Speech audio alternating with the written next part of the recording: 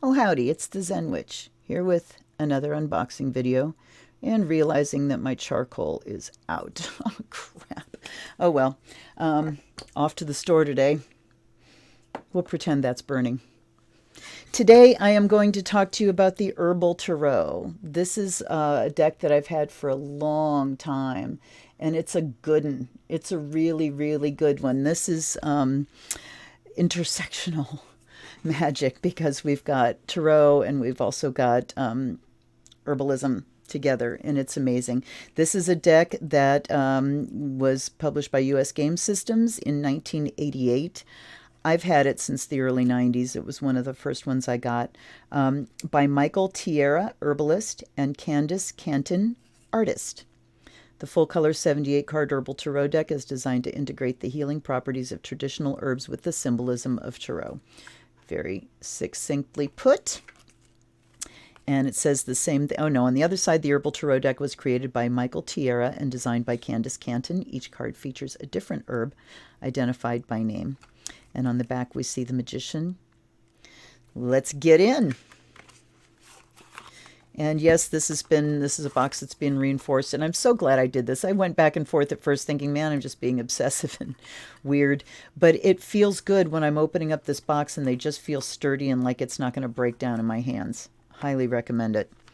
The only reason not to do that is if you're, a collector that's worrying about, oh, what's it going to be worth if it's taped? Fuck that. Okay.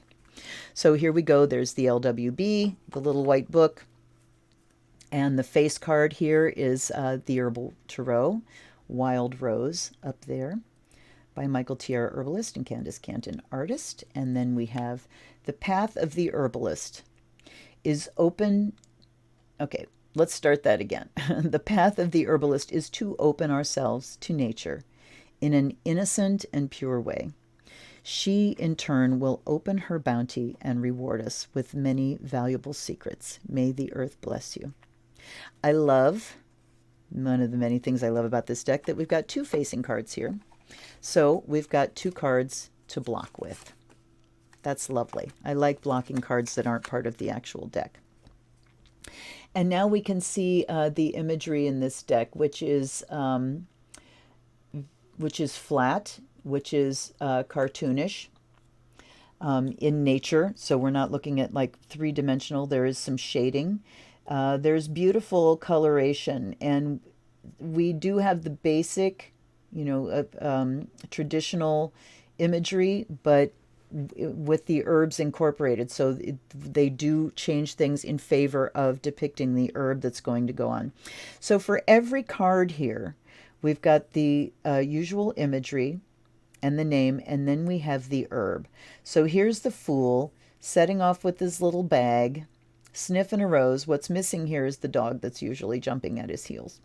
But what we have in the front is ginseng.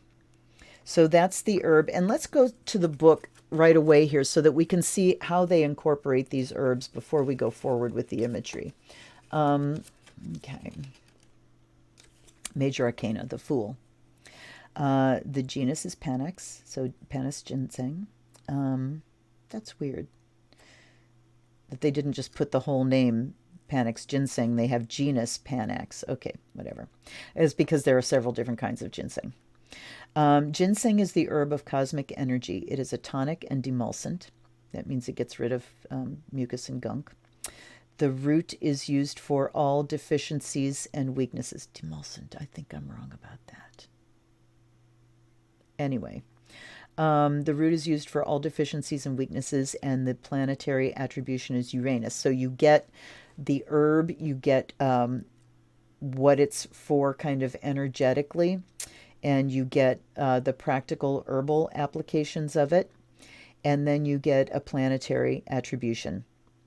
Symbolically used for lack of sufficient motivation and drive, a cold, deficient, and weakened state. So there's some Chinese herbology in there, cold, weak, or cold, deficient.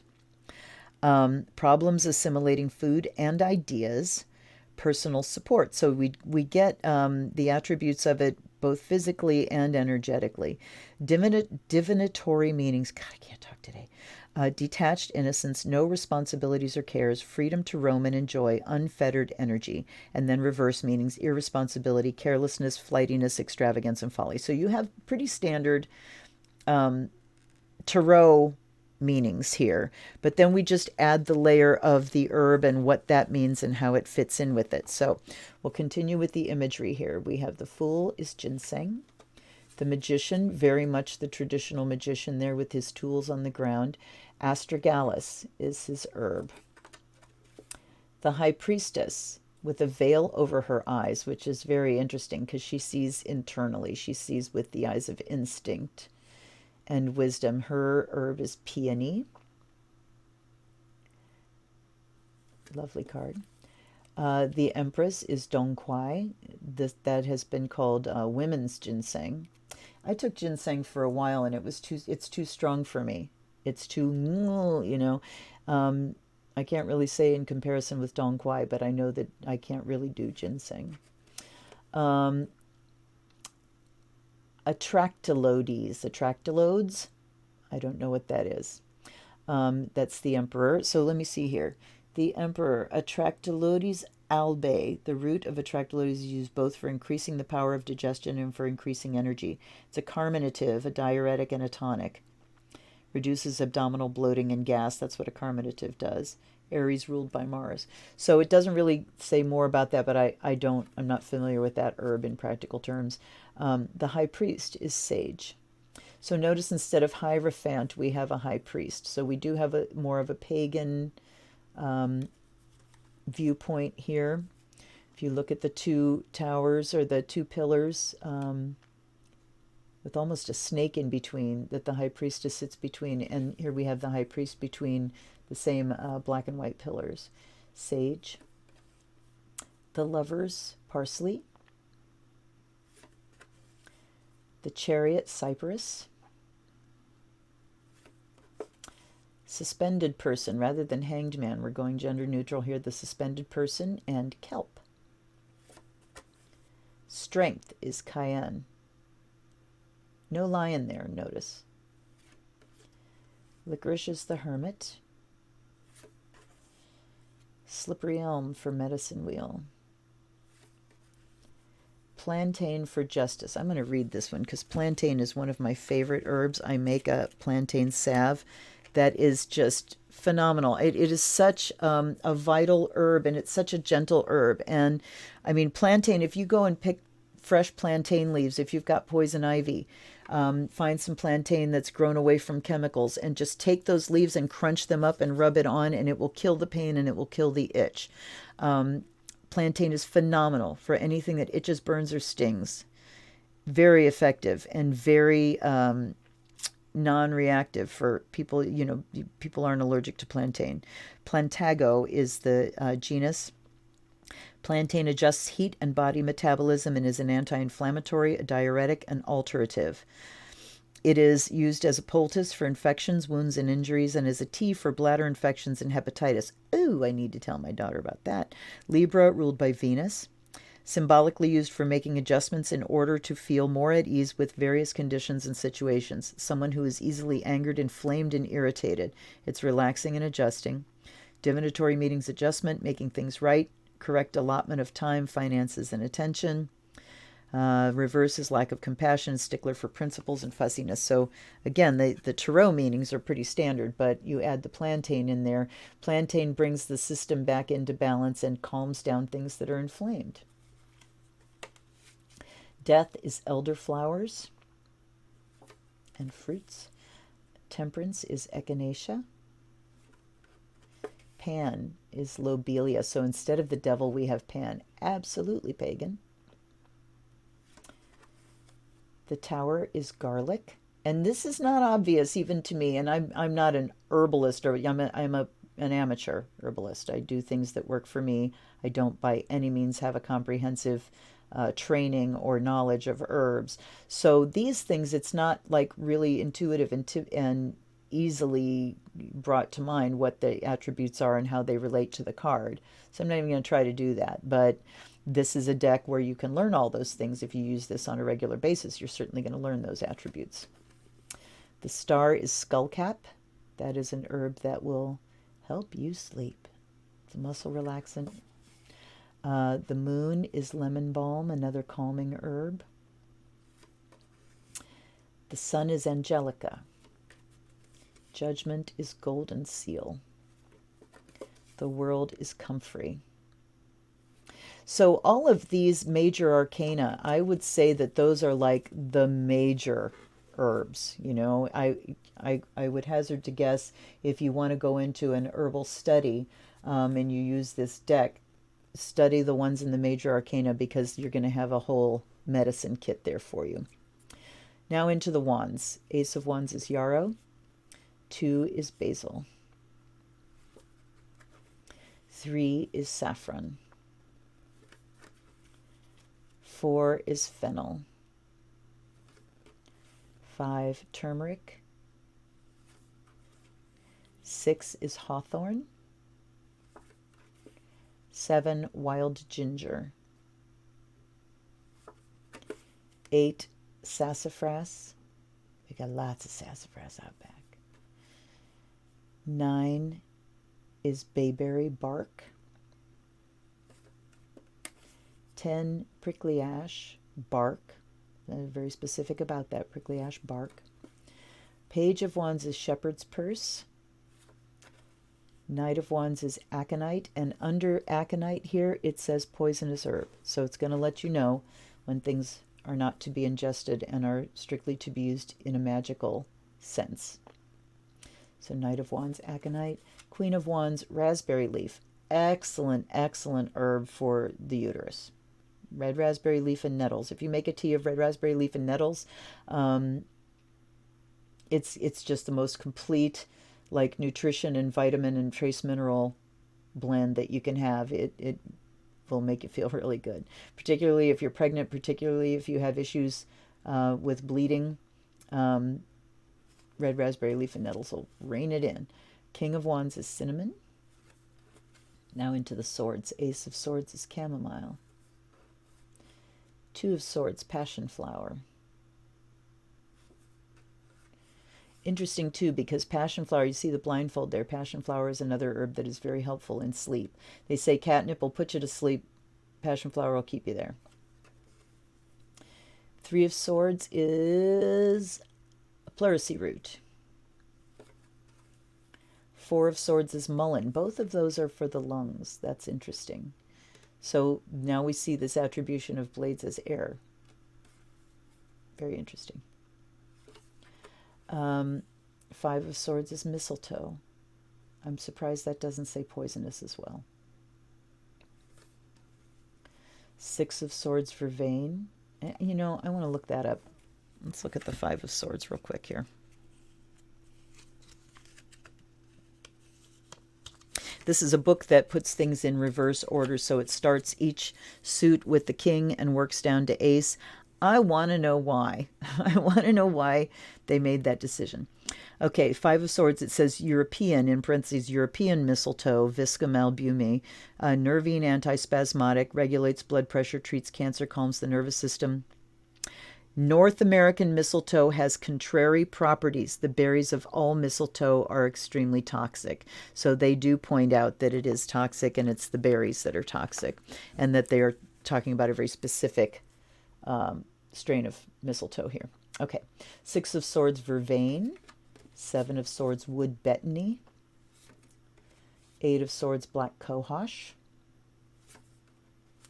9, valerian. It's a kind of a different take on the 8 of Swords, but we still have the blindfold. 9 of Swords, valerian. Valerian is also something that will help you sleep. It will make you dream your ass off. It smells like feet. Your cats will love it. It is the other catnip.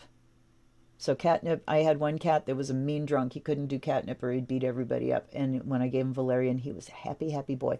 If you have cats that like to stuff their face into your shoes, give them valerian. You can get it at your local, health food store. And it stinks. It smells like feet. But it's really good for sleeping, and your cats will love it. 10 of Swords is ephedra. story here too. I used to take Sudafed like every single day. I would take these 24-hour Sudafeds, and um, I wanted to go more natural. And there was a great herbal store that had actual Chinese ephedra, so I bought it and made a tea, made an infusion, and took a sip, and it immediately sucked all of the liquid out of my mouth, just like immediately. And then I was speeding my ass off for hours. So, lesson learned. That's why you can't buy Chinese ephedra. Woo, baby. All right, Page of Swords is dill. Knight of Swords is wild cherry. Queen of Swords is Lady Slipper. I hear my husband just got home. Queen of Swords is Lady Slipper. King of Swords is St. John's wort. Ace of Cups, lotus, into cups now. Two of Cups, Uva ursi. That's a beautiful image. Three of Cups, trillium. Four of Cups, burdock. Five of Cups, horsetail. Six of Cups, watermelon. You don't think of watermelon as an herb. I'd like to look that up. Okay, Six of Cups. Watermelon, Citrullus vulgaris. It's a diuretic, a refrigerant. The seeds are used to treat fluid retention and all urinary disorders. I did not know that. Okay, so there we go.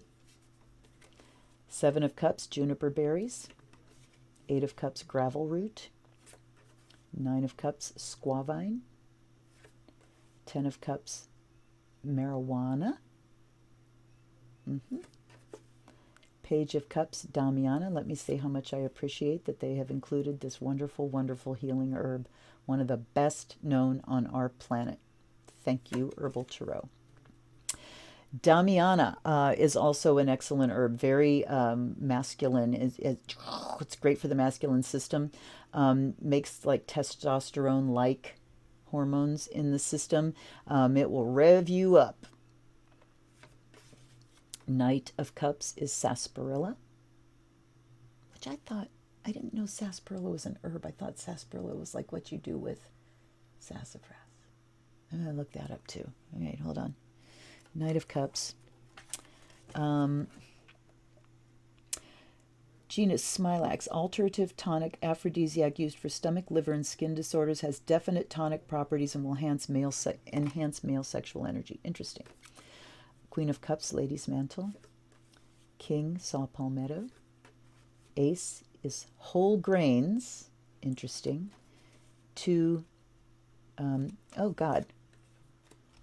Okay, there we are. We're done with the cups. Saul Palmetto is the King of Cups. Now we're into Pentacles. God, I lost it there for a second. Ace is whole grains. 2 is yellow dock. 3 is gentian. 4 is cascara bark, cascara sagrada, cassia. 5 pentacles is mugwort, another great herb for the female hormonal system. 6 of pentacles is hops. 7 is rhubarb. 8 is ginger. 9, dark grapes. 10 is wild yam. You notice we've got kind of more foods here, sort of. Page is blue flag. Knight is elecampane. Queen is marshmallow. And king is alfalfa. And then we're back to the beginning with the Fool. So beautiful deck. The backs are, beautiful herbs. I'm so glad that I'm doing this series, because when I pull decks out that I haven't used in a while, it's like, ooh, I need to get back into that deck. And doing readings with this deck is going to give you a basic knowledge of herbalism. You're going to become familiar with things. And also, if you're already familiar with tarot and you're hooking the herbs onto it, it's another way that'll make it easier for you to kind of remember what the herbs are for, if you can attribute them to the meaning of the card. So I've looked up enough cards here that I don't need to do any kind of little reading with it. I want to thank you for hanging around and being one of my subscribers. If you're not, please become one. I appreciate you being here and slowing down and relaxing to watch my videos. Please like, please share, please set your notifications. I put out tarot reviews every Monday, and Oracle reviews every Friday, and lots of stuff in between. Let me know what you'd like to know about. Ask me questions. Tell me what your practice is. Tell me if you use this deck, what you feel about it. Do you like it? So let's ask Socrates what he thinks of the Herbal Tarot. Socrates, is this the best tarot deck of all? You're in luck, shithead. Hey, he says it is. All right, you're a shithead too, Socrates, but I love you anyway. Thanks for being here and hanging out with me. This is the Zen Witch. I will see you next time. Blessed be.